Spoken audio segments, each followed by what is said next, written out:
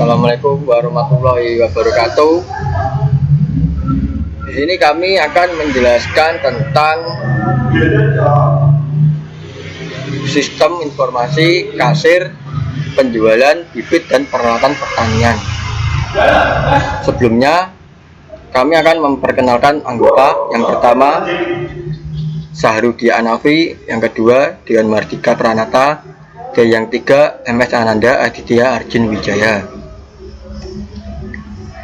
Selanjutnya penjelasan tentang analisis dan perancangan. Yang pertama, pengklasifikasian. Pada proyek akhir kami ini, kami bersepakat bahwasanya proyek kami termasuk dalam sistem TPS atau Transaction Processing System, karena di dalamnya mengandung fitur dan kebutuhan dalam proses transaksi penjualan. Yang kedua, uraian singkat tentang aplikasi kami.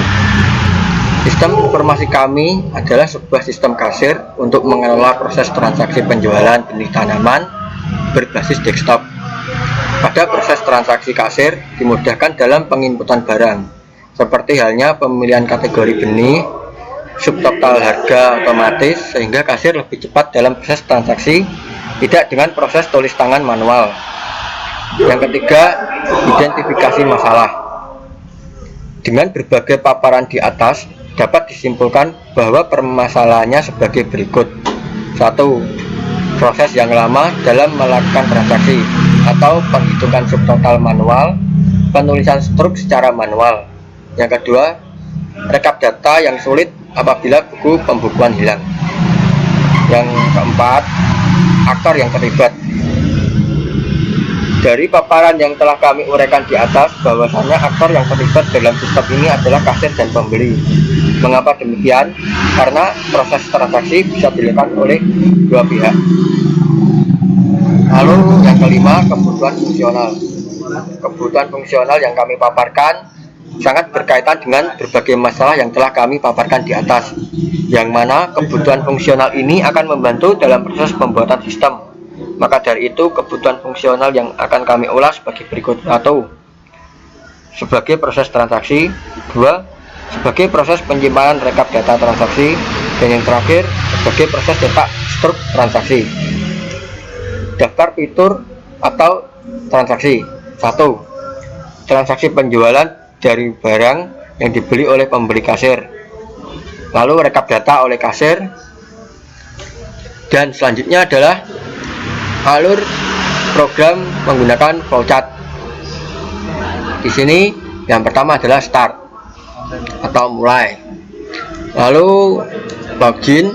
Jika login gagal, lalu langsung kembali lagi ke login.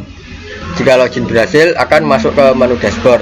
Di situ ada tertera menu 1, 2, 3, 4. Yang pertama adalah menu barang atau kategori.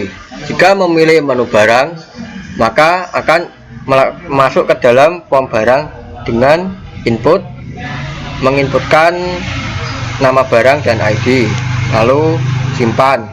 Jika tidak simpan, lalu upgrade. Jika tidak upgrade, lalu delete. Jika tidak memilih form barang, maka akan masuk ke form kategori. Dalam form kategori kita menginputkan data. Jika sudah, kita klik simpan. Jika tidak, kita upgrade. Jika tidak, kita delete. Jika tidak, kita akan kembali lagi ke menu utama.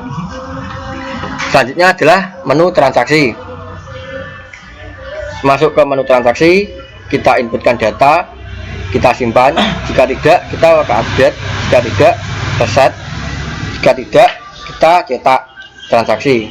Jika tidak, kita masuk ke menu utama, lalu masuk ke laporan. Di sini ada dua pilihan, yaitu laporan barang atau laporan transaksi. Jika kita masuk ke laporan barang, maka kita cetak laporan barang. Jika tidak, kita masuk ke laporan transaksi, lalu kita cetak. Selanjutnya adalah menu info. Di sini menu info adalah menampilkan pembuat aplikasi tersebut. Selanjutnya menu login. Di sini ada tampilan interface dari menu login. Lalu di sini adalah tampilan interface dari master menu. Selanjutnya saya akan meneruskan dari Zahrul Hanafi. Yang pertama ada interface menu login, masukkan nama dan password, lalu masuk. Yang selanjutnya ada tampilan awal, master data, transaksi, laporan, dan info. Selanjutnya lagi ada data barang. Di sini menginputkan barang. Selanjutnya ada kategori barang, di kategori dan nama kategori barang yang dicari. Terus selanjutnya ada transaksi. Selanjutnya ada interface laporan, jadi data barang lalu tampilkan.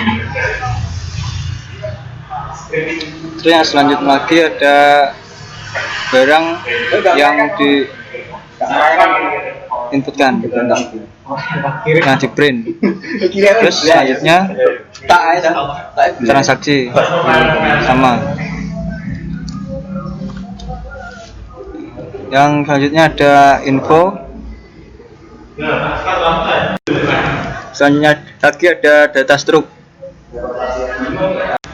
Selanjutnya saya akan melanjutkan presentasi dari MS Ananda.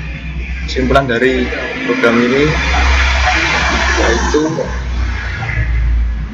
dari hasil penelitian ini bahwa sistem kasir berbasis desktop ini sangat membantu kasir penjualan bibit tanaman karena dari proses transaksi dan laporan penjualan tidak dilakukan secara manual sehingga mempercepat dan mengefisiensikan waktu dalam proses transaksi.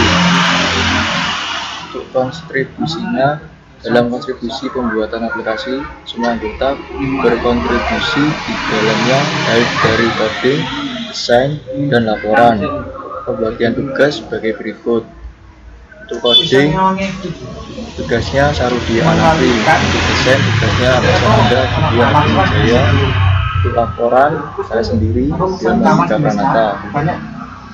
Dalam pembagian tugas, jika ada kesulitan, maka proses kerja saling membantu dalam tim dibutuhkan. Maka dari itu tidak ada spesifikasi pembagian secara inti. Jadi semua. Ya, di sini saya akan menjelaskan tentang sistem kasir dari penjualan peralatan dan benih pertanian. Sebelumnya kita masuk menu login. Di sini kita inputkan username Zahrul, lalu dengan password 111. Kita masuk. Nah, login berhasil.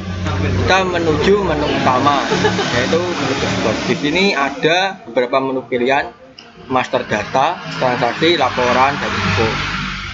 Sebelum kita memasukkan data barang, alangkah baiknya kita memasukkan data kategori barang. Seperti ini kita masukkan. Nah, di saya sudah memasukkan beberapa kategori di sini. Ada benih, alat, sayur, dan buah.